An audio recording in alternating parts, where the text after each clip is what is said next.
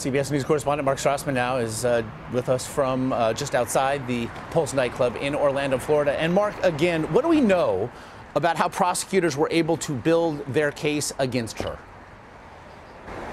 Well, Josh, they've interviewed her multiple times, for starters, the FBI, and then they've also given her at least one polygraph test, and I think from there it was just a matter of connecting the dots in a way that made sense, and then trying to figure out, okay, is she criminally responsible for any part of this? And I think in the end they connected those dots, and the answer in their mind at least is yes. She when she was charged with aiding and abetting, was aiding and abetting in pursuit of terrorism. So they believe at this point that she was in on it, that she helped him with it, and that her claims to the contrary basically don't add up. What do we know then about how, if and when this does go to court, her defense team might respond?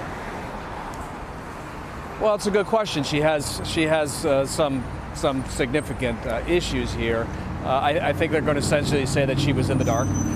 They're going to try to say that her husband, whatever he was doing, he was off on his own, and that for whatever reason she did not know.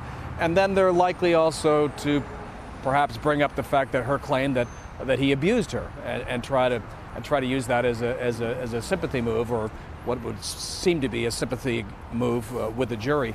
But it's going to be tough. And again, we don't even know really exactly what prosecutors have at this point. So until we know what they do have, it's kind of hard to truly assess how defense lawyers will respond. We did see one survivor in your piece there speaking to the reopening of psychic and emotional wounds. What's been the reaction in the city since her arrest? I think relief. Yeah, I mean, this is still a raw wound. You have people coming up all the time, reading the tributes behind me and laying flowers. This was a deeply scarring moment for this community. I think they want anybody who they believe was responsible for any part of this to be brought to justice, to be held accountable. And the relief here, the police chief said today, or said yesterday rather, that he was glad that she had been arrested. And I think that's sort of a sentiment that's widely shared in this community, that if she was in on it, she deserves to be prosecuted for it. Certainly understandable, certainly for the folks there in Orlando. Mark Strassman, we do thank you.